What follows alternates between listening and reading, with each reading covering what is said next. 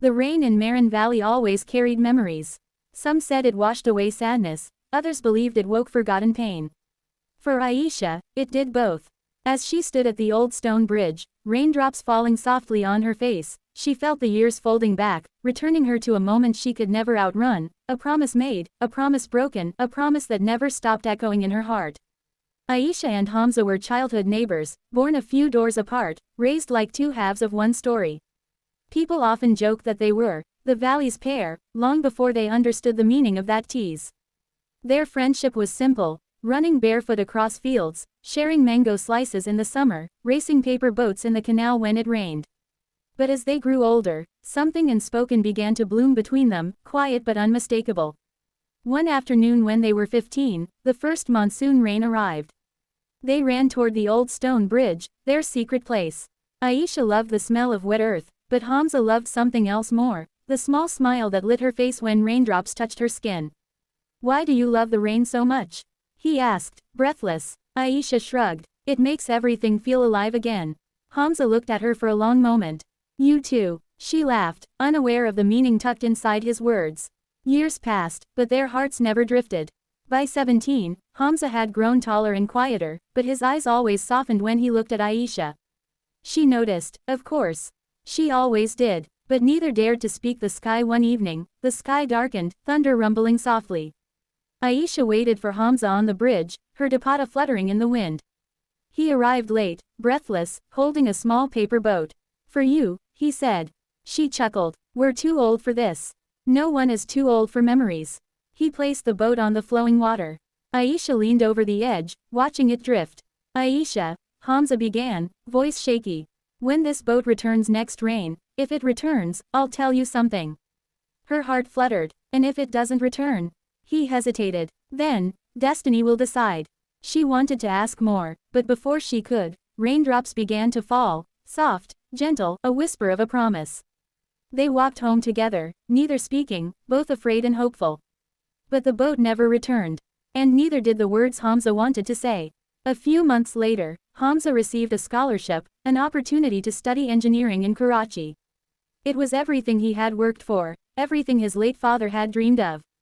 But he was torn. He hadn't told Aisha how he felt. The unsaid words between them grew heavier with each passing day. The night before he left, it rained. Aisha rushed to the bridge, hoping to find him there, the way he always came when it poured. He wasn't there. She stood alone, soaked to the bone, whispering into the rain, "You made a promise," but promises were fragile things.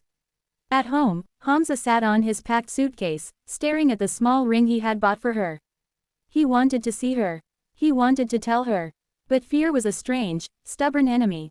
He believed he needed to become something first, someone worthy, before confessing. He left at dawn. Aisha stood behind her window, watching his bus fade into the horizon. Neither waved, neither smiled, both hearts cracked silently. The city swallowed Hamza's time. University, part-time jobs, responsibilities, everything blurred. But Aisha remained a constant in his thoughts.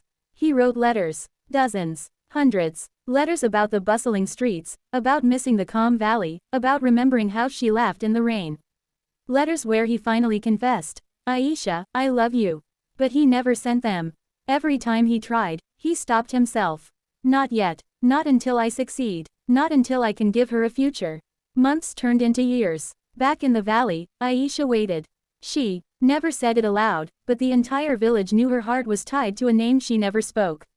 The rains came and went. Hamza didn't. One spring afternoon, Aisha's parents sat her down. They had received a proposal. The boy was kind, stable, and from a good family.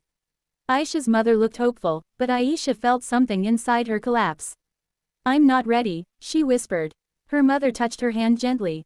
"You've been waiting for years, my child. If he loved you, he would have returned." Those words hurt more than truth should. Aisha ran to the bridge, where memories pressed around her like shadows. She stood there until dusk, hoping, foolishly, that Hamza might appear. But because she believed Hamza had forgotten 3 years after leaving, Hamza finally returned to Marin Valley, successful, confident, carrying the ring he once bought. He couldn't wait to see her. He walked through the lanes, smiling at familiar faces, but something felt off. People avoided his eyes, whispered softly, looked at him with guilt. His chest tightened. When he reached Aisha's home, he noticed the house decorated with lights. A wedding. His heartbeat stopped. The man hesitated. Hamza, it's Aisha's. The world blurred. Hamza staggered back, feeling as if the ground beneath him had crumbled. His fingers tightened around the ring box in his pocket. He wanted to scream, but instead, he walked away. When the first raindrop fell, he found himself running toward the bridge, the place where every truth between them had lived. Aisha stood under the wedding canopy, dressed in red, heavy jewelry pulling at her hair. Guests laughed. The dole beat loudly, but she felt nothing. Her groom was kind, but he wasn't Hamza. When the rain began, she looked outside instinctively, toward the bridge. Her breath caught. Hamza. Standing in the rain, looking broken. Without thinking, she fled, past the guests, past the music, running toward him. Her dress soaked, her jewelry clinking, her heart pounding with every step. Hamza froze when she approached. Aisha, he couldn't finish. She looked at him through tears. Why now? Why today? I came to tell you, he swallowed hard. I came to tell you everything I should have told you years ago. Her voice cracked. Why didn't you? He opened his palm, revealing the ring. Because I wanted to be enough for you first. I wanted to come back successful so I could give you everything.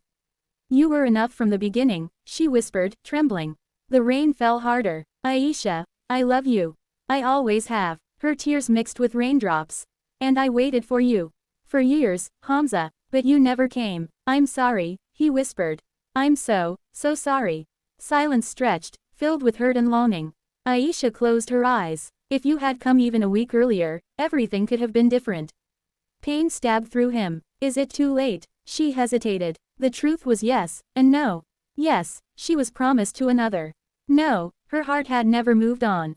But life wasn't made of hearts alone. A distant call echoed from her home. Her mother shouting her name. Aisha stepped back, trembling. I have to go. Aisha, please, just tell me one thing, Hamza begged. Do you still love me? Her lips quivered. Yes, she whispered, but love came too late. His breath shattered. She touched the ring in his hand, then gently closed his fingers over it.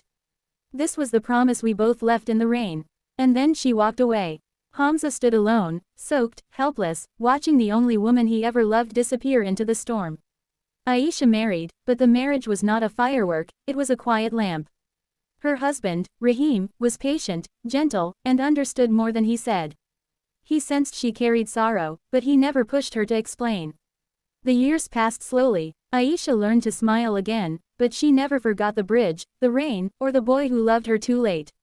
Hamza stayed in the valley for a few months, unable to leave but unable to stay near her. He walked the bridge often, whispering apologies into the river.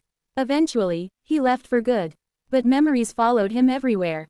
10 years later, Aisha had a daughter, little Mariam, who loved the rain as much as she once had. Her husband passed away young, leaving her with bittersweet memories.